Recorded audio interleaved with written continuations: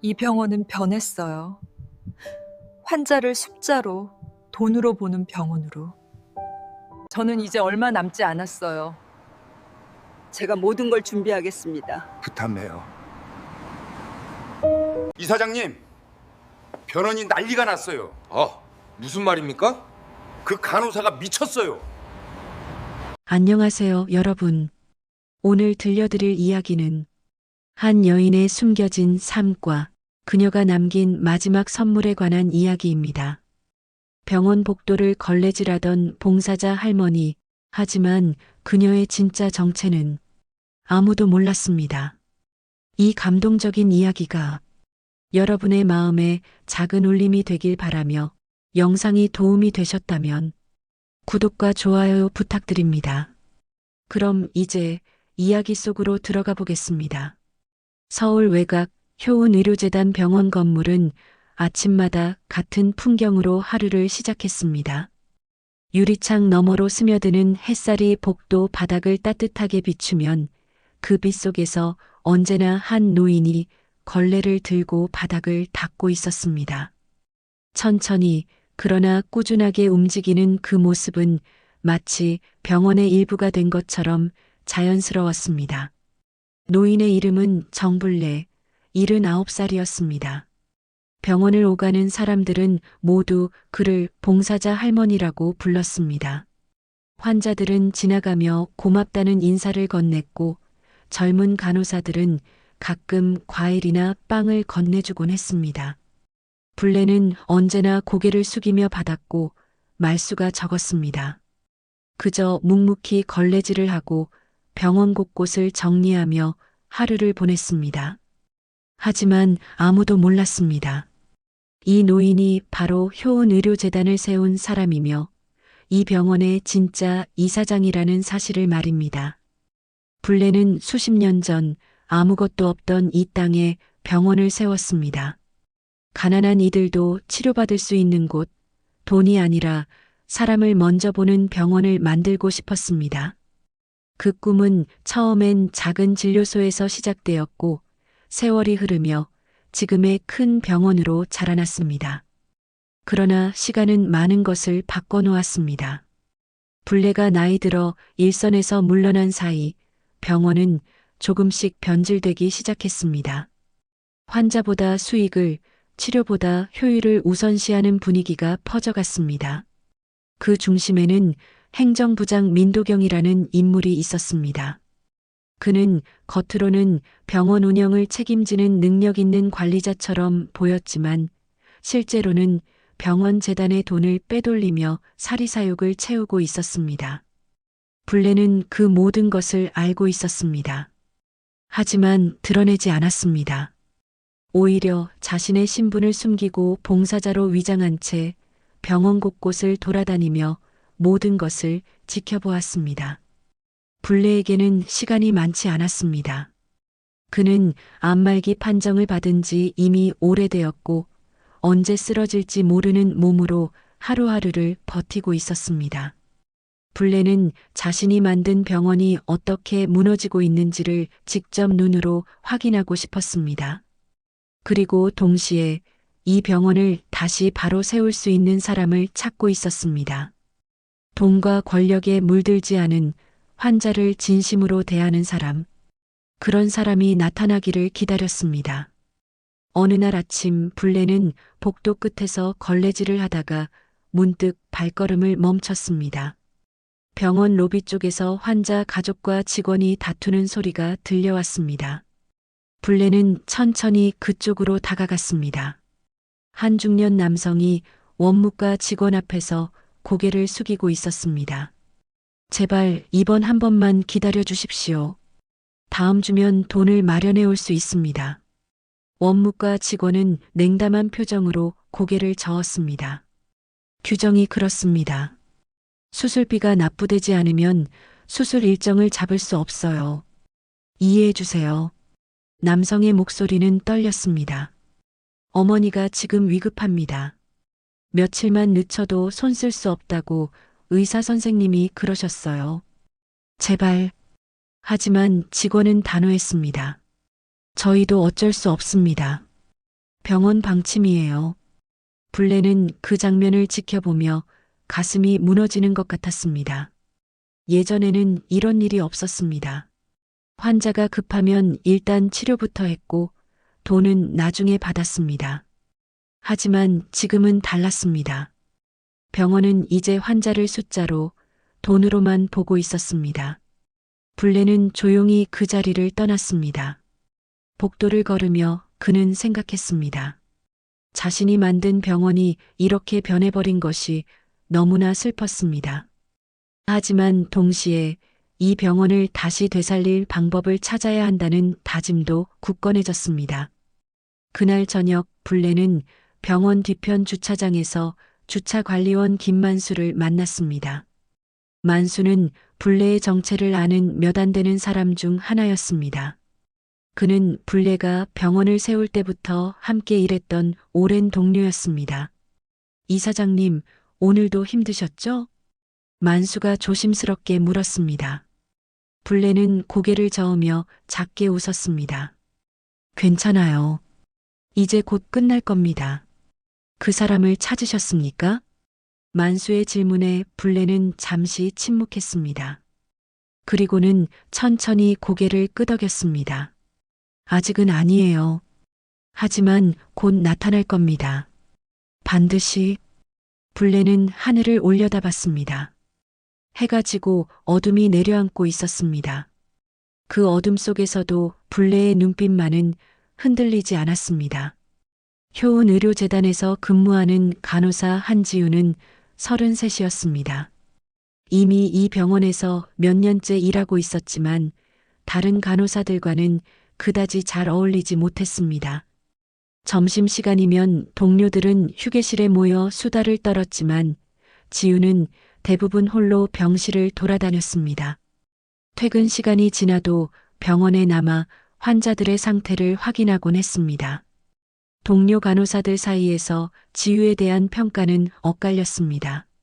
누군가는 성실하다고 말했지만 대부분은 고개를 저었습니다. 너무 나서는 거 아니야? 혼자 열심히 하는 척하면 우리가 게을러 보이잖아.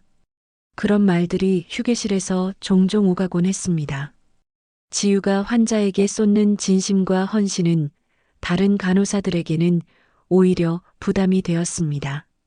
정불레는 그런 지우를 오래전부터 주시하고 있었습니다. 불레가 봉사자로 위장해 병원을 돌아다니기 시작한 지 벌써 몇 달이 지났고 그 사이 많은 직원들을 지켜봤습니다. 하지만 지우처럼 환자에게 진심인 사람은 드물었습니다. 아니, 거의 없었습니다. 대부분의 직원들은 정해진 업무만 처리하고 정시에 퇴근하는 것에만 관심이 있었습니다. 어느 날 오전 불레는 병동복도에서 걸레질을 하다가 간호사 휴게실 쪽에서 들려오는 대화를 듣게 되었습니다.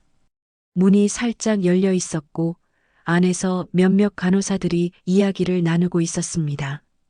한지우 또 어제 야근했대. 근무 끝났는데도 병실 돌면서 환자들 체크하고. 에휴, 저러니까 우리가 뭐라고 하는 거지. 자기만 열심히 하는 것처럼 보이잖아. 맞아. 우리도 할 일 다 하는데 꼭 저렇게 오버하니까 부장님이 우리한테도 더 많이 시키려고 하잖아. 환자한테도 너무 친절해. 저렇게까지 해야 하나 싶을 정도로. 적당히 하면 되는데. 진짜 얄밉다니까. 혼자 착한 사람 되려고 하는 것 같아. 불레는 그 말들을 들으며 씁쓸하게 웃었습니다. 환자에게 진심으로 다가가는 것이 오히려 비난받는 세상이 되어버렸습니다. 병원이 언제부터 이렇게 변했는지 불레는 가슴이 무너지는 것 같았습니다. 하지만 동시에 지우라는 존재가 더욱 소중하게 느껴졌습니다. 이런 환경 속에서도 자신의 신념을 지키는 사람이 있다는 것이 기적처럼 느껴졌습니다. 며칠 후 불레는 지우의 진가를 다시 한번 확인하게 되었습니다. 오후 2시쯤 병동에서 갑자기 소란이 일어났습니다. 한 환자가 갑자기 호흡곤란 증세를 보인 것이었습니다. 당직 간호사가 급히 달려갔지만 환자의 상태는 급격히 악화되고 있었습니다. 당직 간호사는 당황한 나머지 제대로 대처하지 못하고 있었습니다. 그때 지유가 나타났습니다. 원래 그 시간은 지유의 휴식 시간이었지만 환자실 쪽에서 급한 소리가 들리자 곧바로 뛰어온 것이었습니다. 지유는 침착하게 환자의 상태를 확인하고 즉시 응급처치를 시작했습니다. 산소호흡기를 연결하고 활력 징후를 체크하며 의사에게 신속하게 보고했습니다. 지유의 손놀림은 정확했고 판단은 빨랐습니다. 의사가 도착했을 때 환자는 이미 안정을 되찾은 상태였습니다. 의사는 지유에게 고개를 끄덕이며 수고했다는 말을 남겼습니다. 환자의 보호자는 지유의 손을 꼭 잡으며 눈물을 흘렸습니다.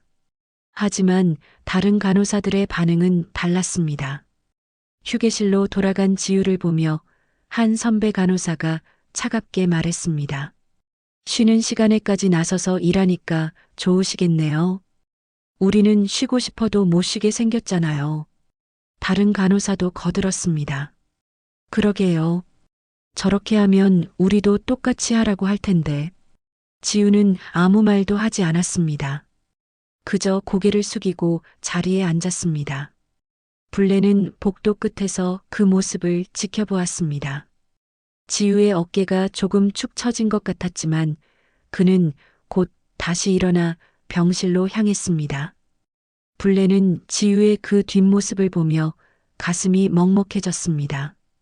그날 저녁 블레는 지유가 혼자 늦게까지 남아 환자 차트를 정리하는 모습을 보았습니다. 다른 간호사들은 이미 퇴근한 시간이었습니다. 병원은 조용했고 복도에는 형광등 불빛만이 희미하게 남아 있었습니다.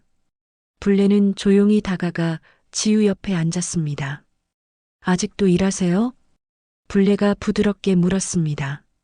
지유는 고개를 들어 블레를 보며 미소 지었습니다. 할머니, 아직 안 가셨어요? 이제 집에 가셔야죠. 괜찮아요.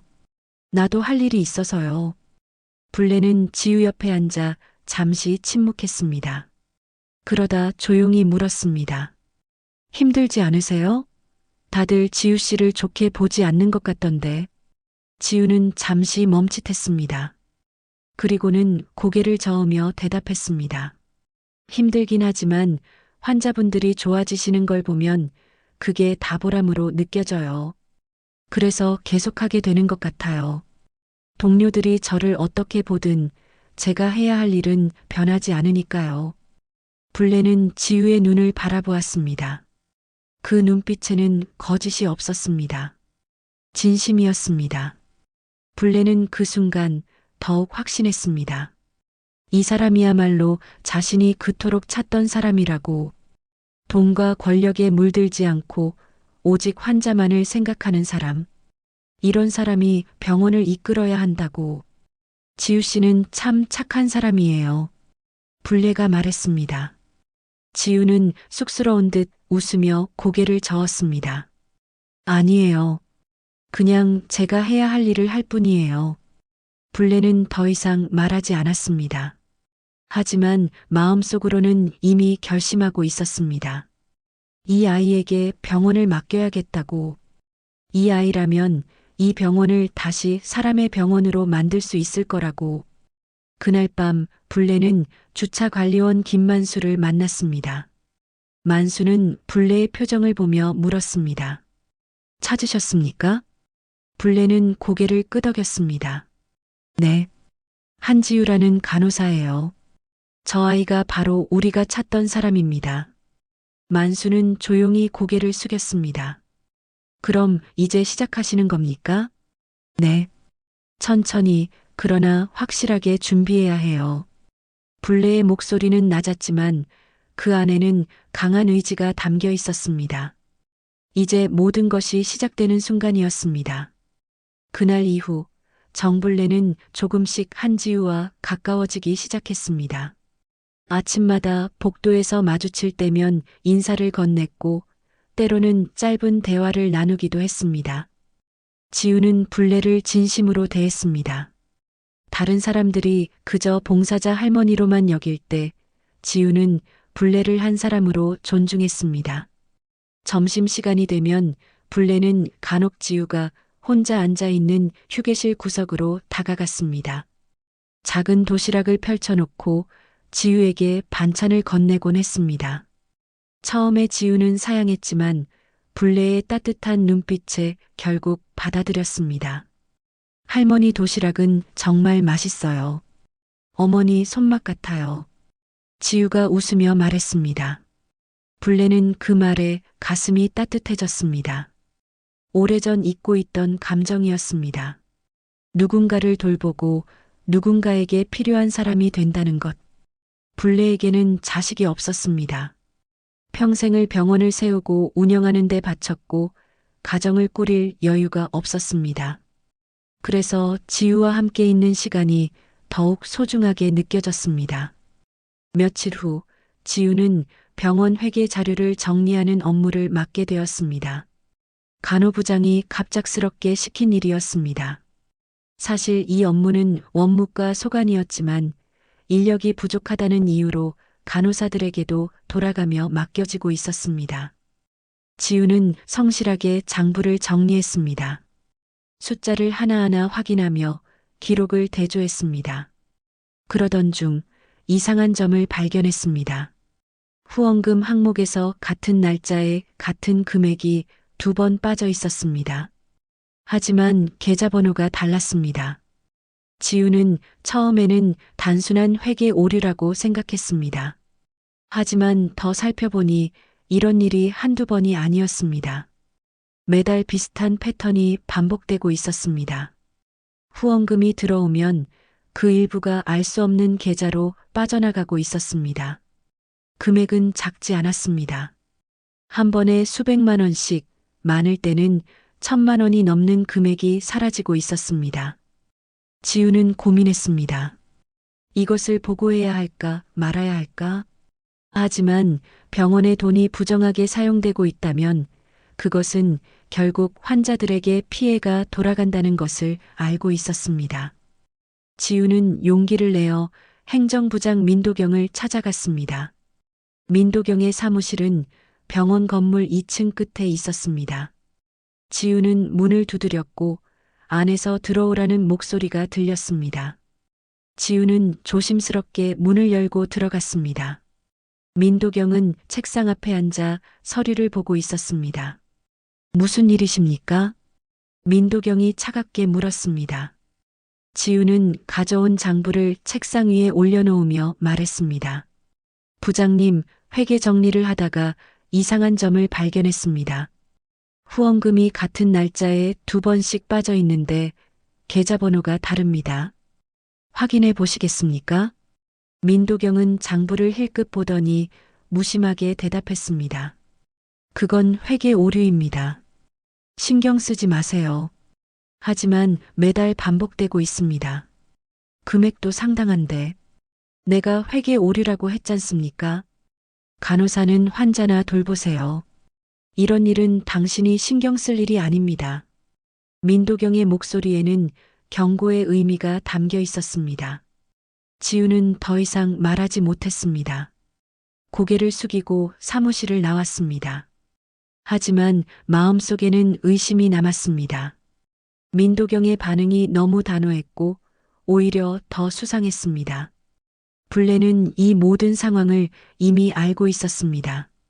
김만수를 통해 병원의 회계 자료를 오래전부터 추적해왔기 때문입니다. 민도경이 재단 자금을 유용하고 있다는 사실도, 그가 병원 이사장 강명석과 함께 후원금과 의료기기 구매 과정에서 리베이트를 받고 있다는 사실도 모두 파악하고 있었습니다. 하지만 불례는 아직 움직이지 않았습니다. 때가 되지 않았기 때문입니다.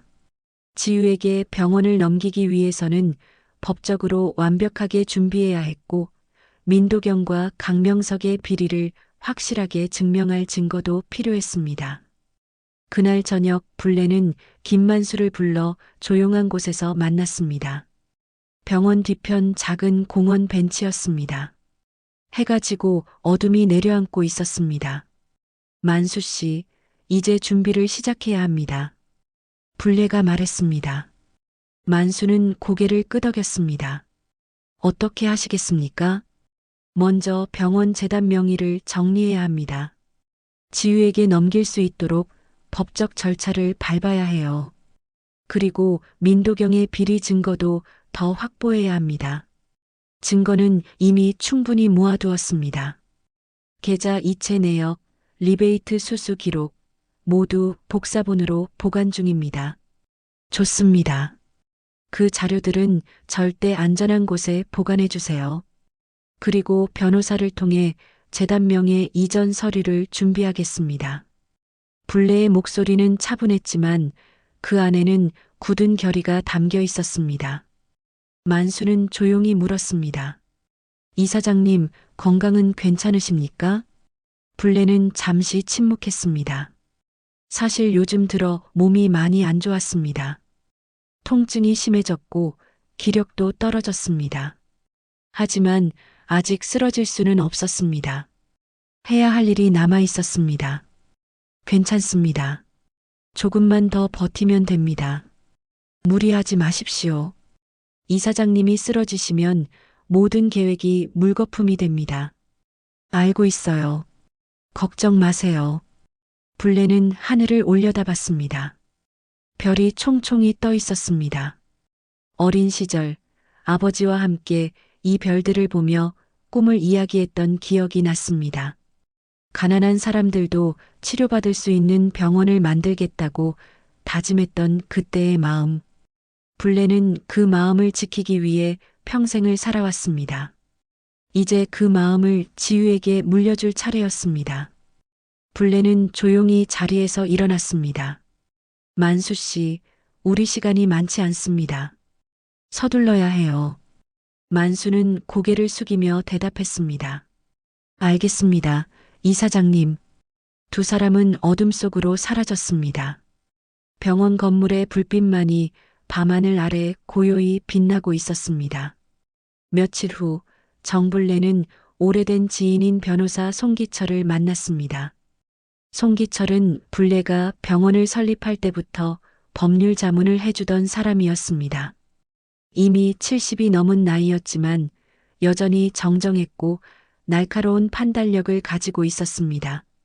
두 사람은 병원에서 멀리 떨어진 조용한 찻집에서 만났습니다. 불례는 송기철에게 모든 상황을 설명했습니다.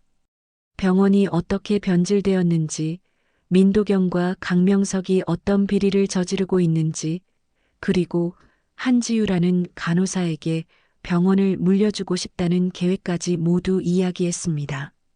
송기철은 차를 한 모금 마시며 조용히 들었습니다. 그리고는 천천히 입을 열었습니다. 불례 씨, 쉽지 않은 일입니다. 재단 명의를 개인에게 이전하려면 법적 절차가 복잡합니다. 게다가 현 이사장 강명석이 가만히 있지 않을 겁니다. 알고 있습니다. 하지만 방법이 있을 거예요. 선생님이라면 찾아주실 수 있을 겁니다. 송기철은 잠시 생각에 잠겼습니다. 그리고는 고개를 끄덕였습니다. 방법이 아예 없는 건 아닙니다. 재단 정관을 보면 설립자가 특별한 권한을 가질 수 있도록 되어 있습니다. 불례 씨는 설립자이자 최대 출연자입니다. 그 권한을 행사하면 이사회 결의 없이도 후계자를 지명할 수 있습니다. 정말입니까? 네. 하지만 서류가 완벽해야 합니다.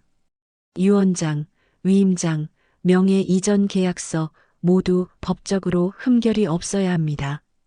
그리고 무엇보다 불례 씨가 정신이 온전한 상태에서 작성했다는 증명이 필요합니다. 불례는 고개를 끄덕였습니다. 그렇게 해주세요. 모든 서류를 완벽하게 준비해 주십시오. 알겠습니다. 일주일 안에 서류를 준비하겠습니다. 그런데 불례 씨, 건강은 괜찮으십니까? 안색이 좋지 않아 보입니다. 불례는 쓸쓸하게 웃었습니다. 괜찮습니다. 이 일만 끝내면 됩니다. 송기철은 더 이상 묻지 않았습니다. 두 사람은 찻잔을 비우고 자리에서 일어났습니다. 같은 시각 병원에서는 작은 소문이 돌기 시작했습니다. 누군가가 병원 회계를 뒤지고 있다는 소문이었습니다. 민도경은 불안했습니다. 지우가 며칠 전 가져온 장부가 자꾸 신경 쓰였습니다. 혹시 자신의 비리가 드러나는 것은 아닐까 하는 두려움이 엄습했습니다. 민도경은 원무과장을 불러 조용히 지시했습니다. 앞으로 회계 자료는 간호사들에게 맡기지 마세요. 모두 우리가 직접 처리합니다. 알겠습니다, 부장님. 그리고 한지우라는 간호사, 그 사람 동향을 주시하세요. 뭔가 이상한 움직임이 있으면 즉시 보고하세요. 원무과장은 고개를 끄덕이고 사무실을 나갔습니다. 민도경은 창밖을 바라보며 생각에 잠겼습니다. 자신은 오랫동안 이 병원에서 돈을 빼돌려왔습니다. 처음에는 작은 금액이었지만 점점 대담해졌습니다. 후원금을 빼돌리고 의료기기 구매 과정에서 리베이트를 받았습니다. 그 돈으로 부동산을 샀고 해외 계좌에 숨겨두었습니다. 이사장 강명석도 공범이었습니다. 두 사람은 서로의 비리를 알고 있었고 그래서 입을 다물고 있었습니다. 하지만 이제 누군가가 그들의 비밀을 파헤치려 하고 있었습니다. 민도경은 초조했습니다. 며칠 후 민도경은 강명석을 만났습니다. 병원장실에서 두 사람은 마주 앉았습니다. 이사장님, 요즘 병원에 이상한 기류가 있습니다. 무슨 말입니까? 누군가 회계 자료를 뒤지고 있습니다. 한지우라는 간호사인데 며칠 전 저에게 후원금 관련해서 질문을 했습니다. 강명석의 얼굴이 굳어졌습니다. 그래서 어떻게 했습니까? 일단 회계 오류라고 둘러댔습니다. 하지만 그 간호사가 계속 파고들면 문제가 될 수 있습니다. 강명석은 잠시 생각하더니 단호하게 말했습니다. 조용히 처리하세요. 그 간호사를 다른 부서로 발령 내든지 아니면 그만두게 만드세요. 우리가 여태 쌓아온 게 얼마인데 이런 일로 무너질 순 없습니다. 알겠습니다. 민도경은 고개를 숙이고 병원장실을 나왔습니다. 그는 이미 계획을 세우고 있었습니다. 한지우를 병원에서 내보내야 한다고 생각했습니다. 그날 저녁 불레는 김만수에게 서류 봉투를 건넸습니다. 송기철 변호사가 준비한 서류들이었습니다. 재단명의 이전 계약서, 유언장, 위임장이 모두 들어 있었습니다. 만수 씨, 이 서류들은 절대 안전한 곳에 보관해 주세요. 제가 눈을 감으면 이것을 지유에게 전달하세요. 이사장님, 만수의 목소리가 떨렸습니다. 불레는 만수의 어깨를 가볍게 두드렸습니다. 괜찮아요. 우리 모두 언젠가는 가야 할 길입니다. 저는 제 할 일을 다하고 가는 겁니다. 하지만 아직 시간이 있습니다. 너무 서두르지 마십시오. 시간이 얼마 없어요. 제 몸이 제일 잘 알고 있습니다. 요즘 통증이 심해지고 있어요. 그래서 서두르는 겁니다. 불레의 목소리는 차분했습니다. 만수는 더 이상 말하지 못했습니다. 그저 고개를 숙이고 서류 봉투를 가슴에 꼭 안았습니다. 약속하겠습니다. 반드시 지유 씨에게 전달하겠습니다. 고맙습니다. 불레는 밤하늘을 올려다봤습니다. 구름이 달을 가리고 있었습니다. 불레는 생각했습니다. 이제 곧 폭풍이 몰아칠 것이라고, 그 폭풍 속에서 진실이 드러나고 정의가 실현될 것이라고. 불레는 조용히 집으로 돌아갔습니다. 그의 뒷모습은 외로워 보였지만 그 걸음걸이만큼은 흔들리지 않았습니다. 일주일 후 병원에 충격적인 소식이 퍼졌습니다. 한 통의 내부 고발 이메일이 지역 언론사와 보건복지부에 동시에 전달된 것이었습니다. 이메일에는 효은의료재단의 비리가 상세하게 적혀 있었습니다. 후원금 횡령, 의료기기 구매 과정의 리베이트, 허위 회계 처리 등 구체적인 내용과 함께 증거 자료까지 첨부되어 있었습니다. 민도경은 그날 아침 출근하자마자 이 소식을 들었습니다. 그의 얼굴은 창백하게 변했습니다. 즉시 강명석 이사장에게 달려갔습니다. 이사장님, 큰일 났습니다. 강명석도 이미 이메일 내용을 확인한 상태였습니다. 그는 책상을 주먹으로 내리쳤습니다. 도대체 누가 이런 짓을 한 겁니까? 발신자는 익명입니다.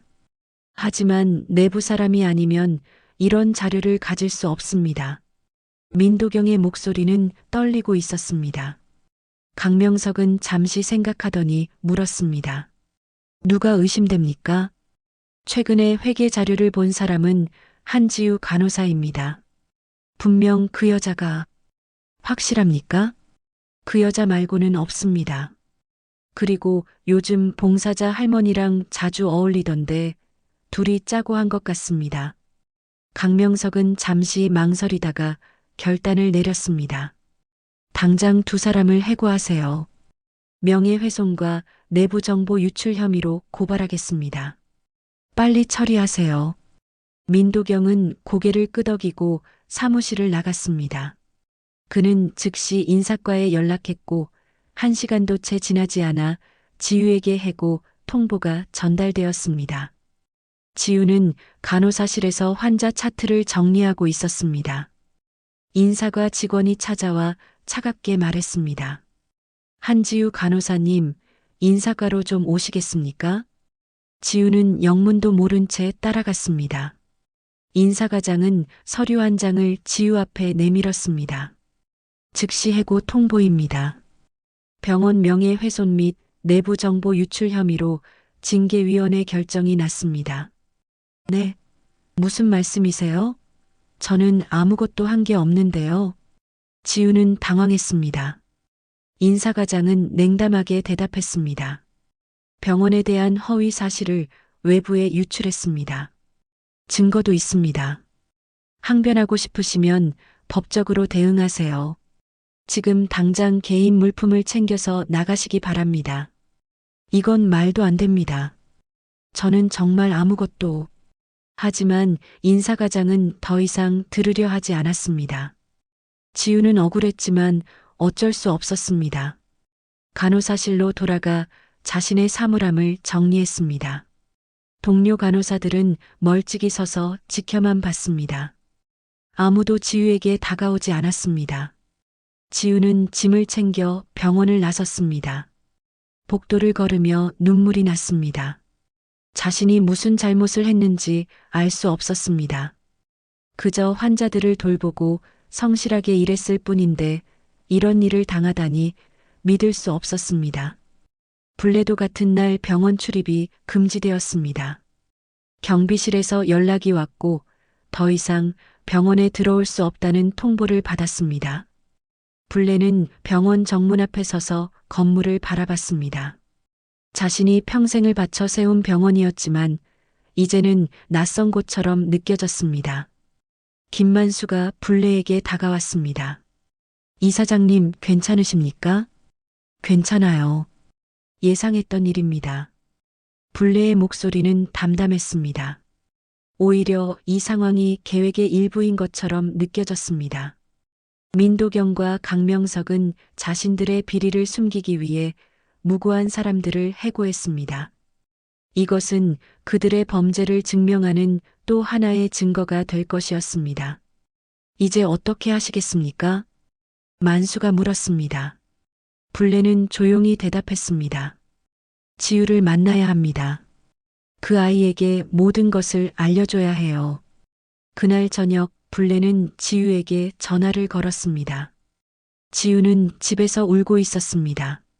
불레의 전화를 받고 놀란 목소리로 물었습니다. 할머니, 저도 해고당했어요. 할머니도 병원에서 쫓겨나셨다면서요? 그래요. 우리 만나서 이야기합시다. 할 말이 있어요. 어디서 만날까요? 제 집으로 오세요. 주소를 보내드릴게요. 전화를 끊고 불레는 김만수를 불렀습니다. 만수 씨, 내일 지우를 집으로 데려와 주세요. 그리고 준비한 서류들을 모두 가져오세요. 알겠습니다. 다음 날 오후 지우는 불레의 집을 찾아왔습니다. 생각보다 작고 소박한 집이었습니다. 지우는 문을 두드렸고 불레가 문을 열어주었습니다. 어서 오세요. 할머니.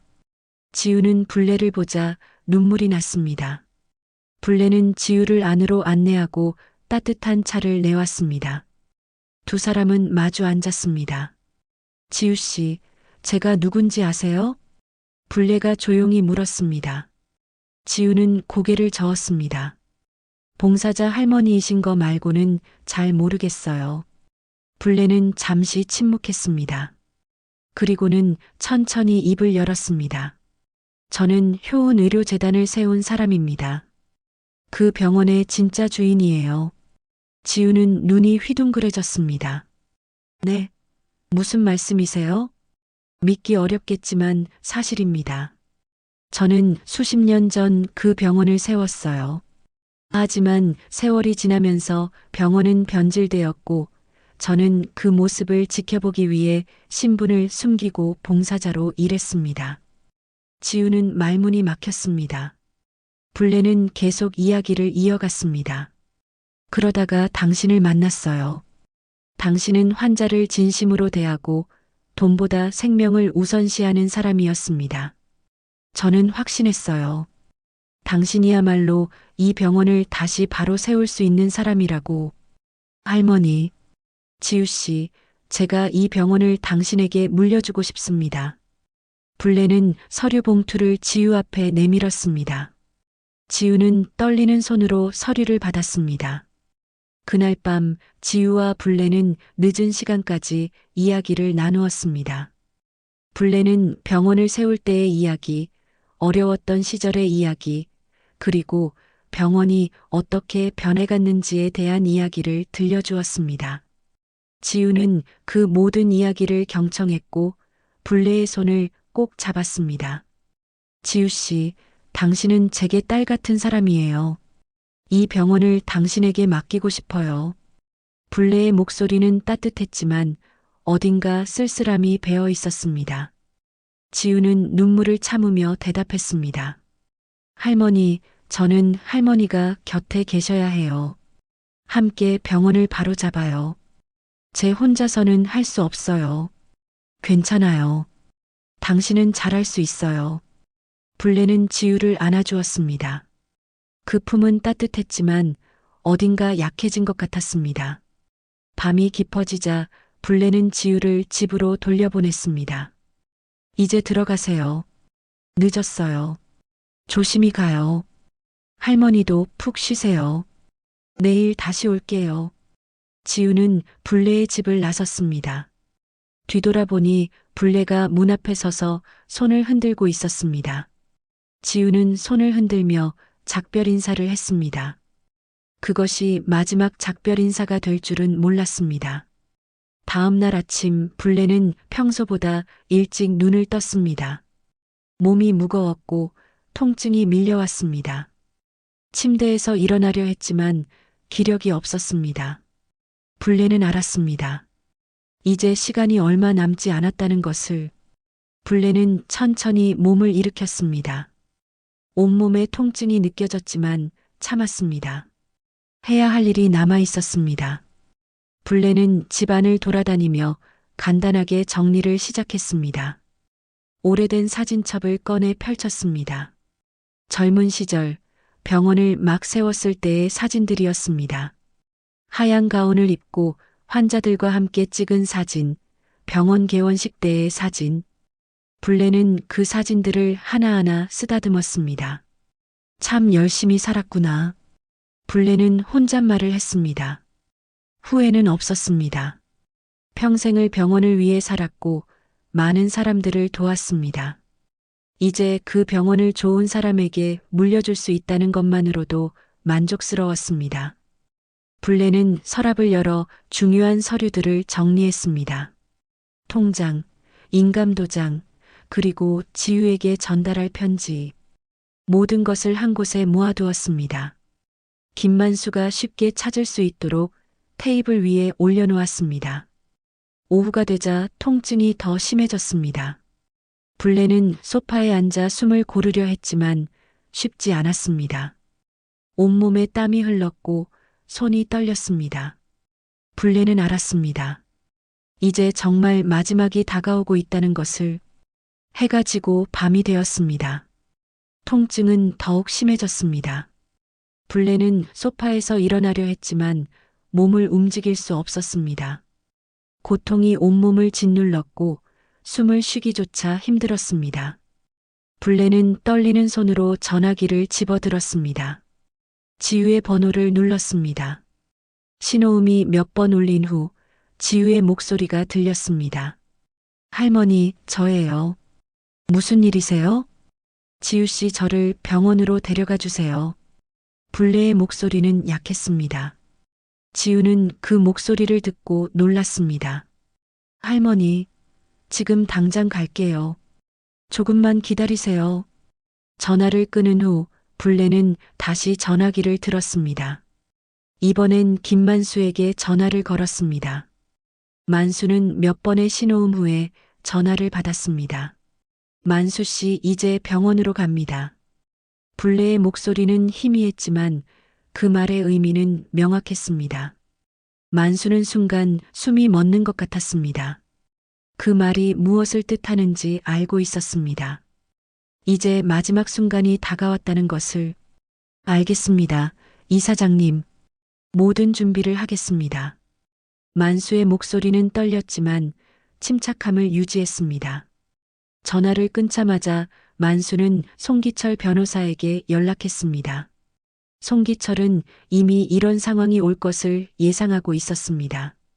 불레의 건강 상태를 알고 있었고 언제든 움직일 수 있도록 준비해 두었습니다. 선생님, 이사장님께서 병원으로 가신다고 하셨습니다. 알겠습니다. 즉시 병원에 연락하겠습니다. 만수 씨는 이사장님을 모시고 병원으로 가세요. 송기철은 즉시 효은의료재단 병원에 전화를 걸었습니다. 당직 행정실장이 전화를 받았습니다. 저는 송기철 변호사입니다. 지금부터 말씀드리는 내용을 정확히 기록하십시오. 효은의료재단의 진짜 설립자이자 이사장이신 정불레 선생님께서 위독하신 상태로 곧 병원에 도착하십니다. 행정실장은 당황했습니다. 네, 무슨 말씀이신지. 지금 즉시 강명석 이사장에게 연락하십시오. 그리고 제가 팩스로 보내는 서류를 확인하십시오. 정불레 선생님이 이 병원의 진짜 주인입니다. 최상급 병실을 준비하고 최고의 의료진을 대기시키십시오. 송기철은 준비해둔 서류들을 팩스로 전송했습니다. 재단 설립 문서, 등기부등본, 정관, 이사장 임명장, 모든 서류에는 정불레의 이름이 명시되어 있었습니다. 병원은 순식간에 술렁였습니다. 행정실장은 급히 강명석에게 전화를 걸었습니다. 강명석은 집에서 쉬고 있었는데 전화를 받고 얼굴이 창백해졌습니다. 지금 당장 병원으로 가겠습니다. 강명석은 서둘러 옷을 입고 차에 올라탔습니다. 병원으로 가는 내내 그의 머릿속은 복잡했습니다. 봉사자로 알고 있던 노인이 진짜 이사장이었다니. 그리고 자신들이 그를 해고했다는 사실이 두려웠습니다. 병원에서는 긴급회의가 소집되었습니다. 원장과 주요 의료진이 모였고 최상급 특실 병실이 준비되었습니다. 의사들은 대기 상태로 들어갔습니다. 한편 지우는 택시를 타고 불레의 집으로 달려갔습니다. 문을 열고 들어가니 불레가 소파에 기대어 있었습니다. 얼굴은 창백했고 숨을 쉬기조차 힘들어 보였습니다. 할머니. 지우는 불레에게 달려가 부축했습니다. 지우 씨 고마워요. 병원으로 가야 해요. 네, 지금 바로 가요. 마침 김만수가 차를 몰고 도착했습니다.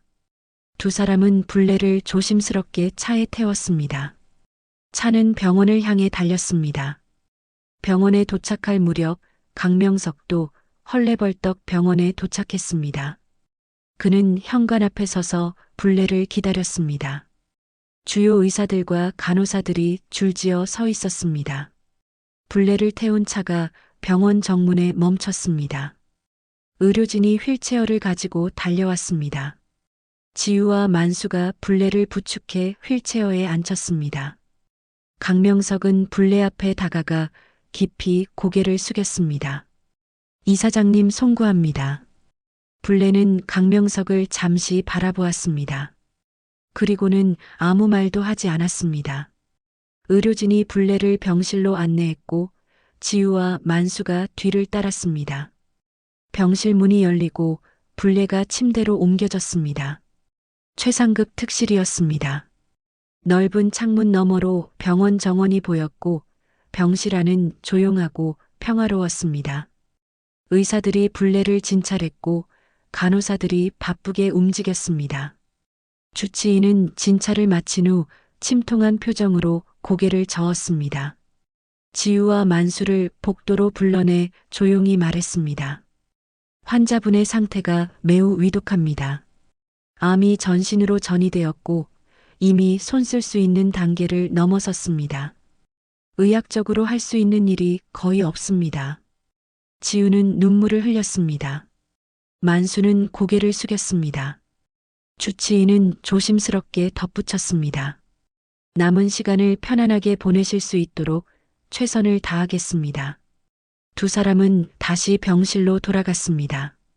불례는 침대에 누워 천천히 숨을 쉬고 있었습니다. 링거가 연결되었고 산소호흡기가 준비되어 있었습니다. 지우는 침대 옆에 앉아 불례의 손을 잡았습니다. 할머니, 제가 곁에 있을게요. 불례는 희미하게 미소 지었습니다. 그리고는 작은 목소리로 말했습니다. 지우 씨 고마워요. 당신을 만나서 정말 행복했어요. 저도요, 할머니. 할머니 덕분에 제가 무엇을 해야 하는지 알게 되었어요. 불례는 천천히 고개를 돌려 창밖을 바라보았습니다. 병원 건물이 보였습니다. 자신이 평생을 바쳐 세운 곳. 이제 그곳을 떠날 시간이 다가오고 있었습니다. 지우 씨 약속해 주세요. 이 병원을 사람의 병원으로 만들어 주세요. 약속할게요. 꼭 그렇게 하겠습니다. 불례는 만족스럽게 눈을 감았습니다. 김만수가 병실 구석에 서서 조용히 지켜보고 있었습니다. 그의 눈가에는 눈물이 맺혀 있었습니다. 시간이 흐르고 밤이 깊어졌습니다. 병실은 고요했고 복도에서는 간호사들의 발소리만 가끔 들렸습니다.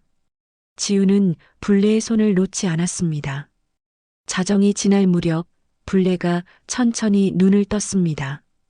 지우를 바라보며 작게 미소 지었습니다. 지우 씨 가까이 와주세요.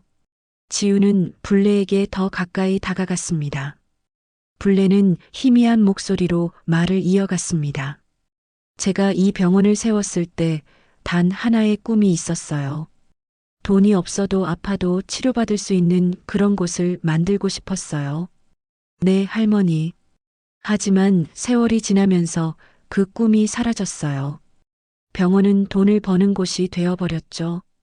환자는 숫자가 되었고요. 불례의 목소리는 점점 약해졌습니다. 지우는 불례의 손을 더 꼭 잡았습니다. 그래서 당신에게 맡기는 겁니다. 당신은 환자를 사람으로 보니까요. 당신이라면 제 꿈을 이룰 수 있을 거예요. 할머니, 제가 꼭 해낼게요. 약속할게요. 불례는 고개를 끄덕였습니다. 그리고는 김만수를 불렀습니다.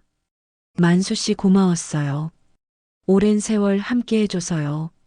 만수는 불례에게 다가가 깊이 고개를 숙였습니다. 이사장님, 제가 더 감사했습니다. 만수의 목소리는 떨렸습니다. 불례는 만수의 손을 잡았습니다.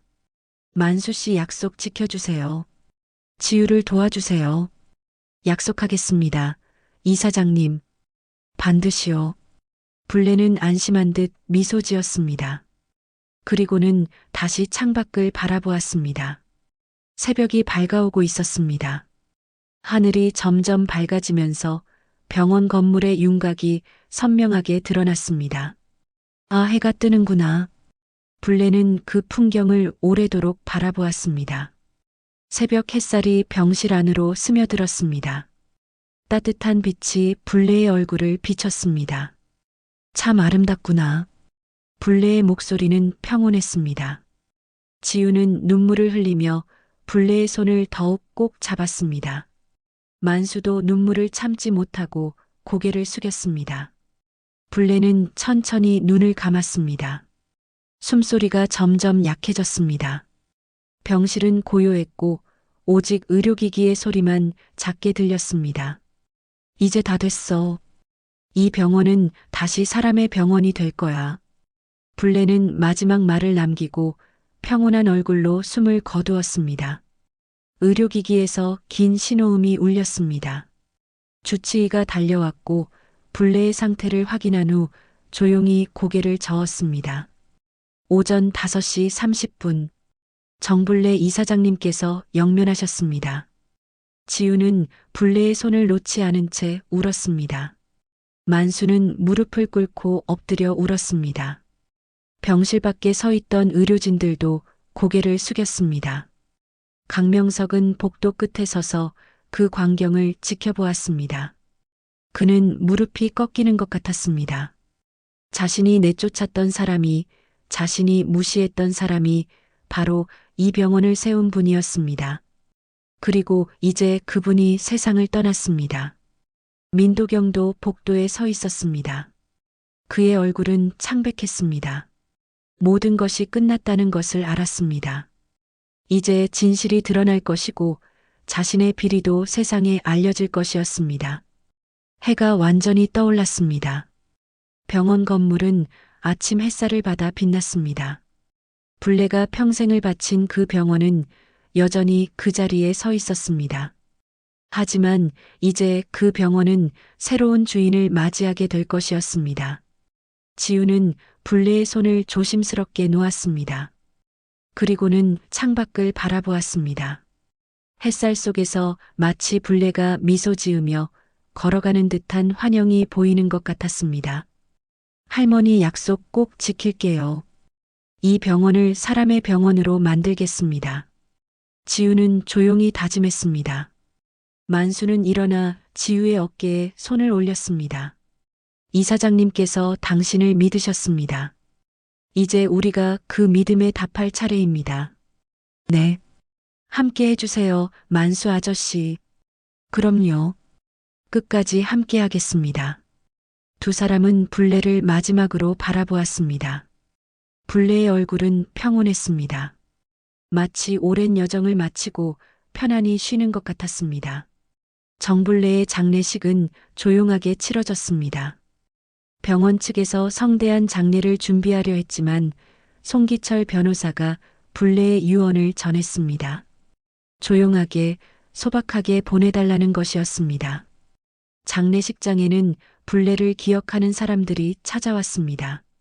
오래전 불레에게 치료받았던 환자들, 병원 설립 초기부터 함께했던 동료들, 그리고 지우와 김만수였습니다. 장례를 마치고 며칠 후 송기철 변호사는 지우를 사무실로 불렀습니다. 지우가 도착하자 송기철은 서류 봉투를 건넸습니다. 정불레 이사장님께서 남기신 유언장과 관련 서류들입니다. 이제 모든 법적 절차가 완료되었습니다. 지우는 떨리는 손으로 서류를 받았습니다.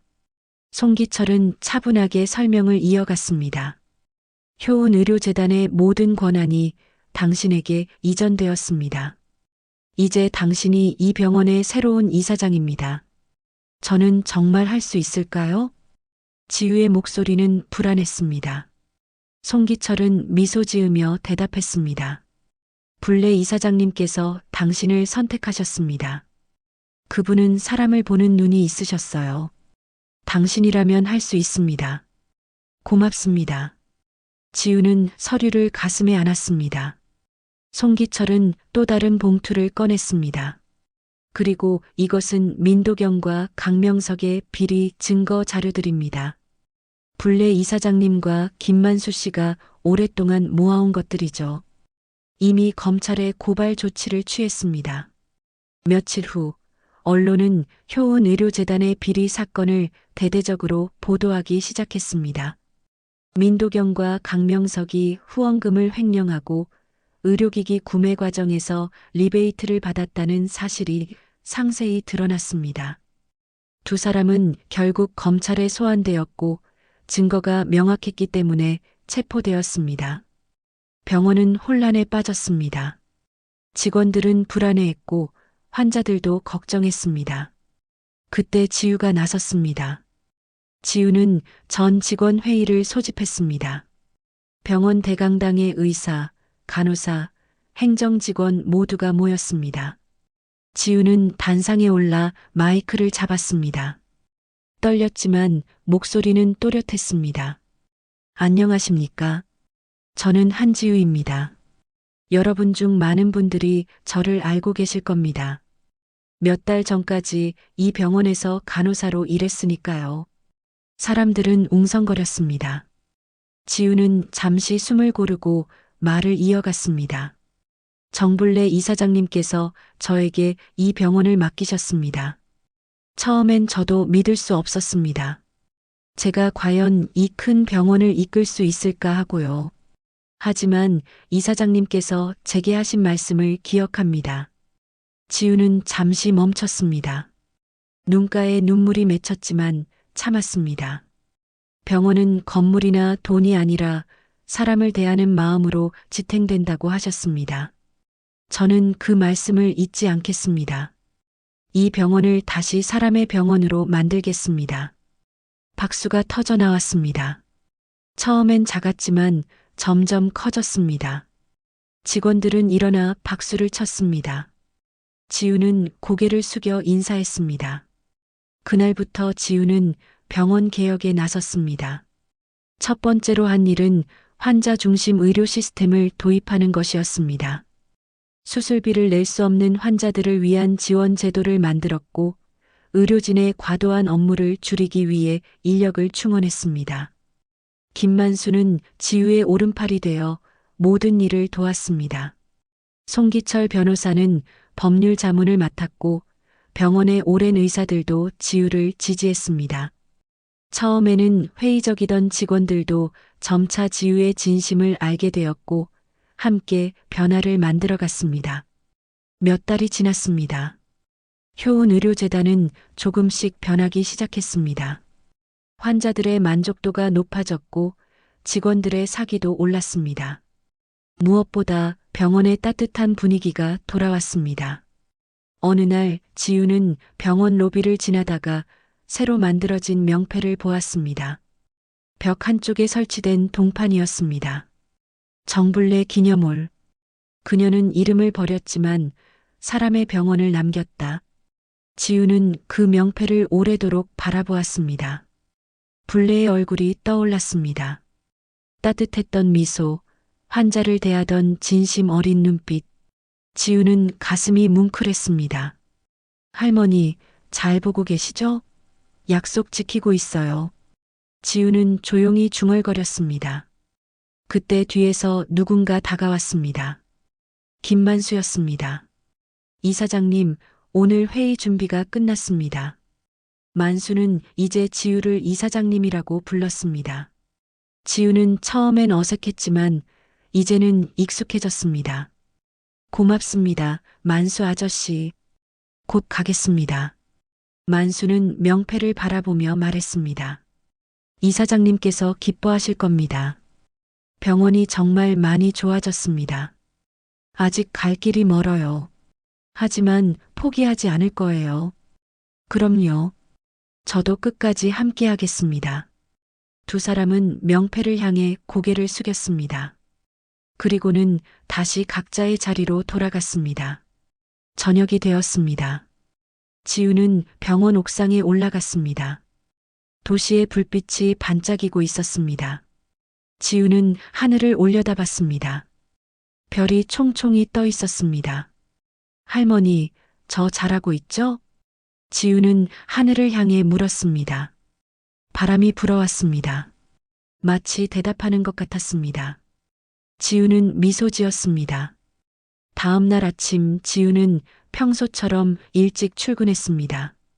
병원 복도를 걸으며 환자들에게 인사를 건넸습니다. 간호사들과 이야기를 나누었습니다. 지우는 이제 이사장이었지만 여전히 현장을 돌아다녔습니다. 환자들의 목소리를 직접 듣고 직원들의 애로사항을 파악했습니다. 복도를 지나다가 한 노인 환자를 만났습니다. 할머니는 지우를 보며 반갑게 인사했습니다. 이사장님, 안녕하세요. 할머니, 오늘 컨디션은 어떠세요? 덕분에 좋아졌어요. 이 병원 참 좋아요. 사람 냄새가 나요. 지우는 그 말에 가슴이 따뜻해졌습니다. 바로 이것이었습니다. 불례가 원했던 것이 돈이 아니라 사람을, 이익이 아니라 치유를 우선하는 병원. 지우는 창밖을 바라보았습니다. 아침 햇살이 병원 건물을 비추고 있었습니다. 그 빛 속에서 마치 불례가 미소 지으며 걸어가는 모습이 보이는 것 같았습니다. 할머니, 고맙습니다. 저에게 이 꿈을 주셔서요. 지우는 조용히 감사를 전했습니다. 그리고는 다시 발걸음을 옮겼습니다. 해야 할 일이 많았습니다. 하지만 지우는 두렵지 않았습니다. 불례의 마음을 이어받았고 좋은 사람들이 함께하고 있었으니까요. 효은의료재단은 이제 새로운 시작을 맞이했습니다. 정불례가 꿈꿨던 사람의 병원, 그 꿈이 다시 살아나고 있었습니다. 그리고 그 중심에는 한지우가 있었습니다. 병원 로비를 지나는 사람들은 벽에 걸린 명패를 보았습니다. 정불례 기념홀. 그 이름을 보며 사람들은 고개를 숙였습니다. 그녀는 이름을 버렸지만 정의를 남겼습니다. 그녀는 떠났지만 그녀의 정신은 이 병원에 영원히 살아있을 것입니다. 정불례 할머니는 이름 대신 사랑을 남겼고 한지우는 그 사랑으로 병원을 다시 세웠습니다. 진짜 의술은 손이 아니라 마음에서 시작된다는 것. 오늘 이야기가 여러분의 가슴에 작은 울림으로 남길 바랍니다. 끝까지 함께 해주셔서 감사합니다. 다음 이야기에서 또 만나요. 인생의 나침반이었습니다.